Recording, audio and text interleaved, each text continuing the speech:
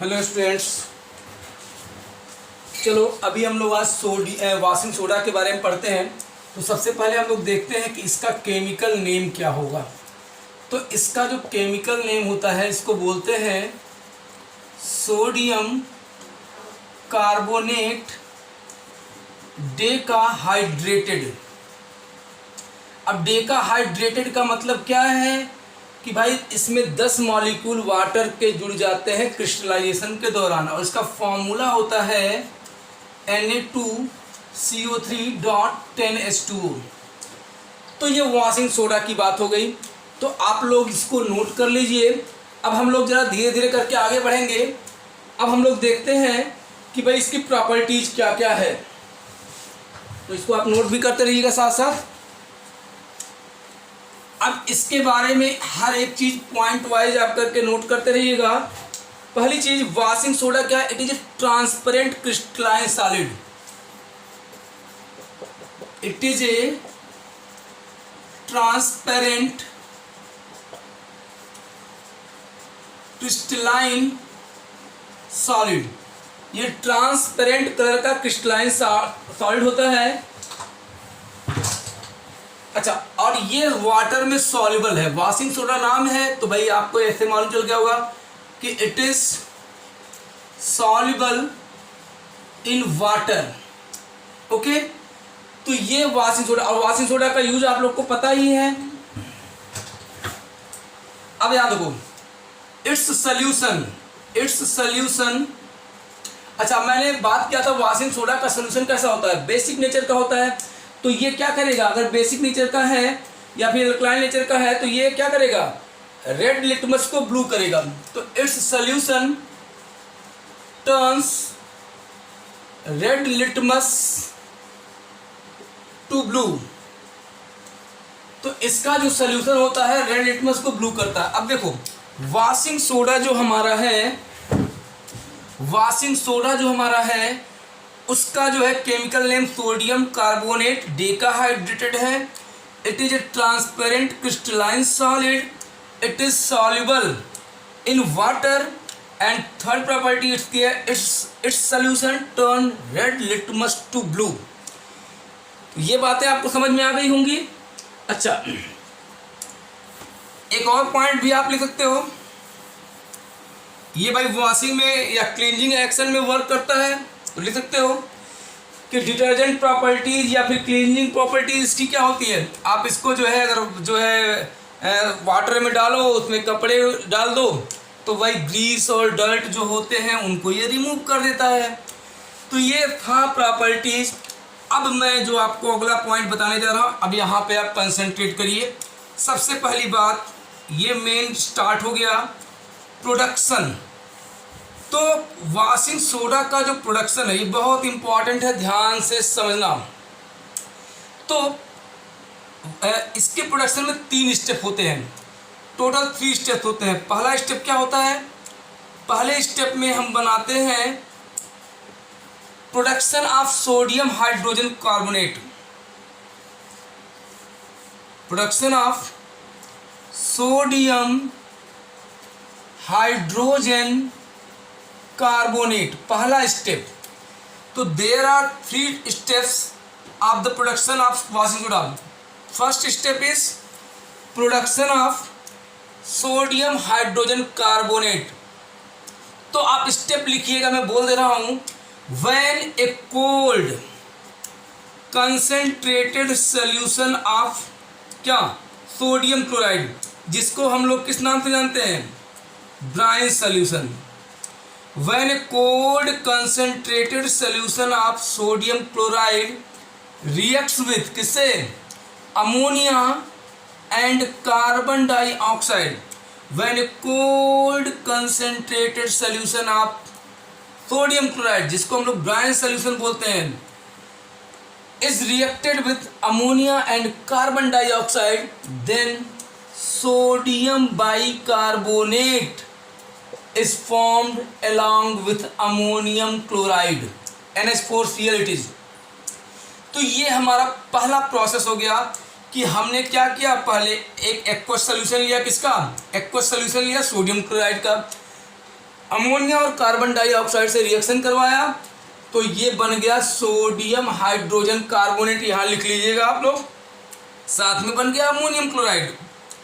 दूसरा स्टेप क्या है, तो ये जो बन गया सोडियम हाइड्रोजन कार्बोनेट, इसको आप सॉल्यूशन से अलग कर लीजिए, फिल्टर करके ड्राई कर दीजिए, फिर हीट कर दीजिए तो सोडियम कार्बोनेट बन जाएगा। इसका मतलब पहला तो ये हो गया, पहले हमने सोडियम हाइड्रोजन कार्बोनेट बनाया। नेक्स्ट स्टेप में हम क्या प्रोड्यूस करेंगे, production of sodium carbonate Na2CO3। Second step हमारा क्या है, ये बहुत एग्जाम में आता है। तो अभी क्या करेंगे, आफ्टर क्या separating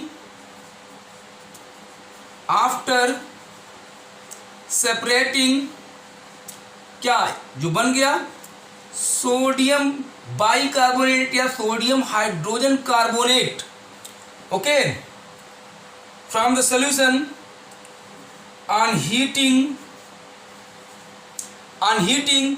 it decomposes to give क्या सोडियम कार्बोनेट,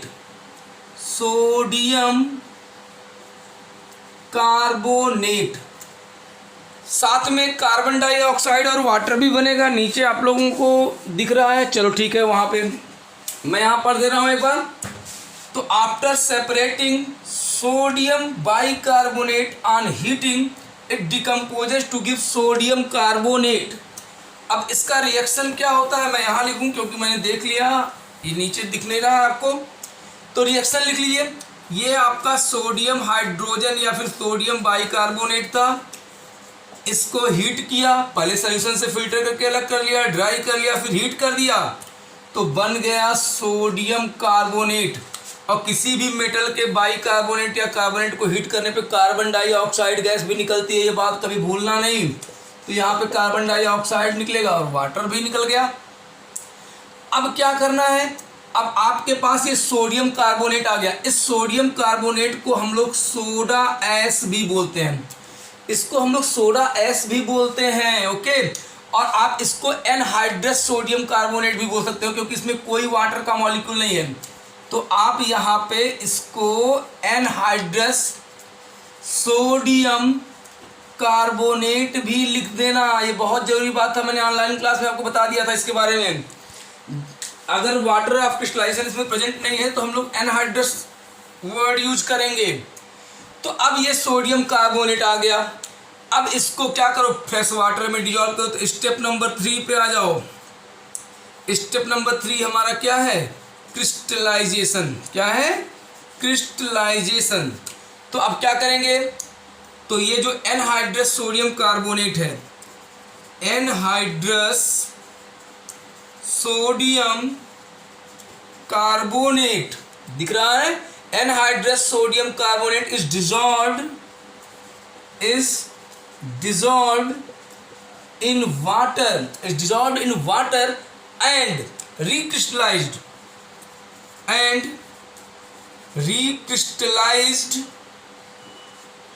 to get क्या, वॉशिंग सोडा। यहाँ हमको मिलेगा वॉशिंग सोडा।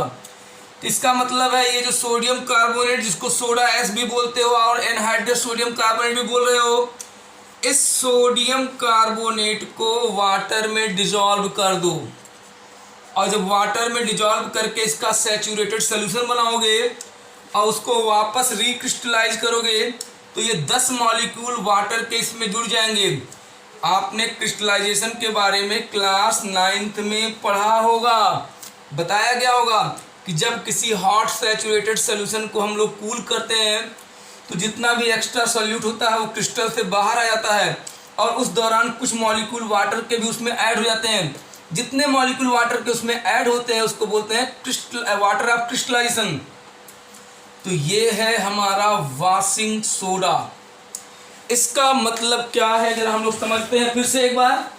इसका मतलब है हम जब भी हमें अगर वॉशिंग सोडा बनाना है तो there are 3 steps in the manufacturing of washing soda. तो टोटल 3 स्टेप्स होते हैं वॉशिंग सोडा की मैन्युफैक्चरिंग में।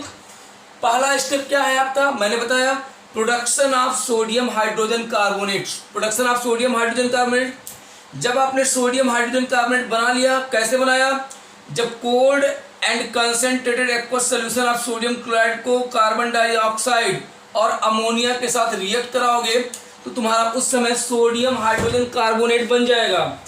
और वह उसके बाद सोडियम हाइड्रोजन कार्बोनेट को सोल्यूशन से फिल्टर करके अलग कर लो, ड्राई कर लो, और ड्राई करने के बाद जब आप हीट करोगे तो हमको सोडियम कार्बोनेट मिल गया। इसको हम लोग सोडा एस भी बोलते हैं, बहुत ध्यान से समझ लेना। और इसी को हम लोग एनहाइड्रस सोडियम कार्बोनेट भी बोलते हैं। अब ये सेकंड स्टेप में आ गया। थर्ड स्टेप में अब हमें क्रिस्टलाइजेशन करना है, यानी कि इस सोडा एस को हम वाटर में डिजॉल्व करेंगे, उसका हॉट सैचुरेटेड सॉल्यूशन बनाएंगे। फिर उसको जब हम क्रिस्टलाइज करेंगे तो 10 मॉलिक्यूल वाटर के इस साल्ट के अंदर जुड़ जाएंगे और हमारा वॉशिंग सोडा प्रिपेयर्ड हो गया। तो आप लोग इसको नोट कर लीजिए, फटाफट नोट करिए। मैं अगला टॉपिक आपको बताता हूँ बेकिंग सोडा के बारे में।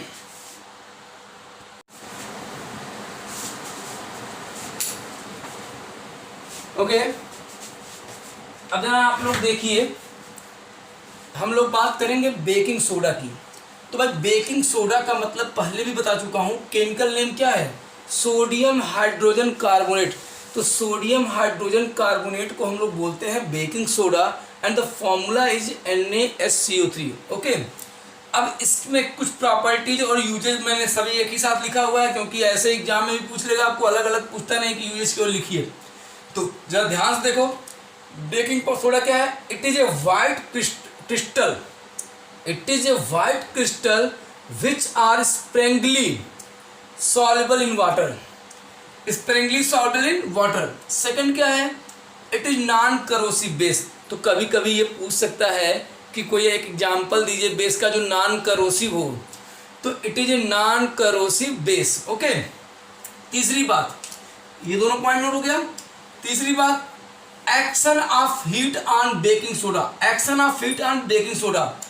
तो अभी मैंने इसके पहले जो मैंने पढ़ाया है, जहाँ पे हमने जो है वॉशिंग सोडा बनाया था, तो उसमें आपने देखा था सेकंड स्टेप में जब हम सोडियम हाइड्रोजन कार्बोनेट यानी किसी को बेकिंग सोडा बोलते हैं, तो बेकिंग सोडा को जैसे ही हम हीट किए थे, ये सोडा एस जिसको सोडियम कार्बोनेट बोलते हो, एनहाइड्रस सोडियम कार्बोनेट भी बोलते हो, ये प्रोड्यूस हो गया था, साथ में कार्बन डाइऑक्साइड और वाटर भी बना था।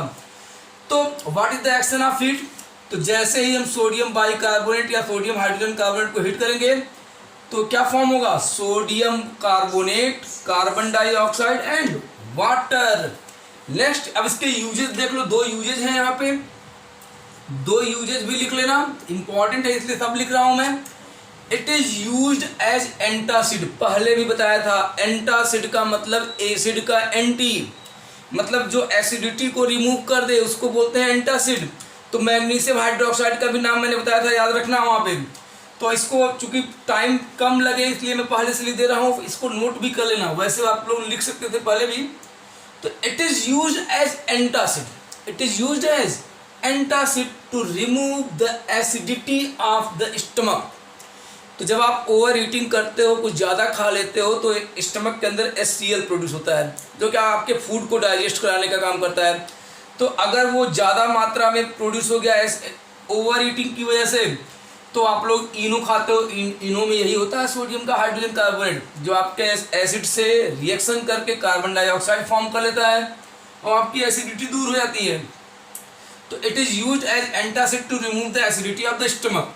लास्ट पॉइंट क्या है, it is used in making baking powder. ये बहुत बार पूछा गया है, ध्यान रखना इसका। जो आपका ये बेकिंग सोडा होता है, इसका यूज हम लोग क्या करते हैं, बेकिंग पाउडर को बनाने में करते हैं, और which is further use in making क्या, केक्स, ब्रेड्स। तो केक और ब्रेड खाते हो नहीं खाते हो, खाते हो ना। तो केक वगैरह जो ब्रेड वगैरह खाते हो, उसमें भी ये जो है इसका यूज होता है बेकिंग पाउडर का। और एक बहुत ज़रूरी बात जो मैं आप लोगों को बताने जा रहा हूँ, इसको ध्यान से समझ लेना, वो क्या है, जो कार्बन डाइऑक्साइड गैस ये प्रोड्यूस होता है ना, ये जो है ट्रैप हो जाता है बबल्स के रूप में, और जिसकी वजह से जो आपका केक या ब्रेड होता है वो सॉफ्ट और स्पॉन्जी होता है। ये बोर्ड में भी पूछा गया है। तो जो केक बनता है या फिर ब्रेड होता है वो सॉफ्ट और स्पॉन्जी क्यों होता है? उसका रीज़न यही है कि जो कार्बन डाइऑक्साइड प्रोड्यूस हो रहा है, ये कार्बन डाइऑक्साइड उसमें ट्रैप हो जाता है, जिसकी वजह से वो सॉफ्ट और स्पॉन्जी होता है। ध्यान रखिएगा, इसको मैं अलग से क्वेश्चन बाद में भी लिखवा दूंगा। अच्छा, एक और यूज इसका जगह नहीं है तो मैं ऊपर लिख रहा हूं क्योंकि मुझे मालूम है यहाँ से नीचे आपको दिखेगा नहीं। एक 6 पार्ट भी मैं आपको बता रहा हूं, 6 पार्ट इसका भी है। ये बेकिंग सोडा, जिसको आप लोग या सोडियम हाइड्रोजन कार्बोनेट ही लिखो, sodium hydrogen carbonate is used in fire extinguisher. Fire extinguisher तुम्हारे स्कूल में भी है, हर जगह देखते होगे। तो फायर एक्सटिंग्विशर के अंदर भी सोडियम हाइड्रोजन कार्बोनेट का यूज करते हैं। बहुत अच्छी बात है, जान लो। जैसे ही फायर एक्सटिंग्विशर का नॉब जो होता है उसको आप प्रेस करते हो ना, तो ध्यान रखना फायर एक्सटिंग्विशर के अंदर सल्फ्यूरिक एसिड होता है और साथ में होता है सोडियम का हाइड्रोजन कार्बोनेट। अब आपको मैंने बताया था किसी भी मेटल का बाई कार्बोनेट हो या फिर कार्बोनेट हो, किसी एसिड से रिएक्शन करेगा तो क्या बनाएगा भाई? सोडियम का साल्ट बन जाएगा, वाटर बन जाएगा और क्या बनेगा? Carbon di gas oxide gas evolve होगी। तो ये जो कार्बन डाइऑक्साइड गैस इवॉल्व हुई, it is heavier than air. Carbon dioxide gas produced by the reaction of sodium hydrogen carbonate and sulfuric acid is heavier than क्या? Air. और ये जहाँ पे भी फायर होता है उस फायर पे एक ब्लैंकेट के रूप में ऐसे छा जाती है, एक ब्लैंकेट के रूप में छा जाती है। और जहाँ पे भाई यहाँ आग लगी है तो यहाँ ब्लैंकेट के रूप में छा जाएगी, तो वहाँ पर ऑक्सीजन की सप्लाई को काट देगी। तो जब ऑक्सीजन नहीं मिलेगा तो आग वहीं पे बुझ जाएगी। It means the carbon dioxide formed during the reaction of sulfuric acid and sodium bicarbonate put out the fire, यानी कि इनके रिएक्शन से बना ये, और ये रिस्पॉन्सिबल था आग को बुझाने के लिए, ये गैस। ये याद रखने वाली बात है। तो ये यूज हो गया। अब जरा हम लोग जरा देखते हैं प्रोडक्शन। भाई हमने यूजेस देख लिए, इसके प्रॉपर्टीज भी देख लिए कि वाइट क्रिस्टलाइन सॉलिड होता है। यूजेस मैंने बता दिया एंटासिड के रूप में फायर एक्सटिंग्विशर में। अच्छा, हम लोग प्रोडक्शन देखते हैं। ये भी पूछता है, और ये कोई नई चीज़ नहीं है। प्रोडक्शन ऑफ बेकिंग सोडा अगर एग्जाम में आ गया रिएक्शन लिखने के लिए तो बिल्कुल अभी लिखवाया था। व्हेन, लिख लेना statement, when a cold concentrated solution of sodium chloride, जिसको हम लोग ब्राइन सोल्यूशन बोलते हैं, reacts with ammonia and carbon dioxide, then क्या फॉर्म होगा? सोडियम हाइड्रोजन कार्बोनेट फॉर्म हो जाएगा। साथ में क्या बना था, याद आ रहा है? Ammonium chloride. तो ये बात याद रखिएगा, यही आपका बेकिंग सोडा है। तो स्टेटमेंट भी लिख लेना, ओके। तो ये था बेकिंग सोडा। मैं ब्लीचिंग पाउडर के बारे में बता देता हूँ, जल्दी से नोट करिए आप लोग। चलो यार, ब्लीचिंग पाउडर के बारे में देखा जाए हम लोग। तो देखो ब्लीचिंग पाउडर क्या है। Bleaching powder is a white powder. Bleaching powder is a white powder which gives the smell of क्या? क्लोरीन। तो ब्लीचिंग पाउडर का केमिकल नेम क्या होता है? पहली बात तो ये तुम्हारे सामने आनी चाहिए। केमिकल नेम क्या है? इसको बोलते क्या है? Calcium oxychloride. तो calcium oxychloride is the chemical name of क्या? Bleaching powder. फॉर्मूला क्या है इसका? Formula CaOCl2, calcium oxychloride. Getting my point? अच्छा, इसका प्रोडक्शन देख लेते हैं कैसे बनता है। इसका प्रोडक्शन देख लो। तो bleaching powder is prepared by passing bleaching powder is prepared by passing कौन सी गैस? Chlorine gas through dry slaked lime,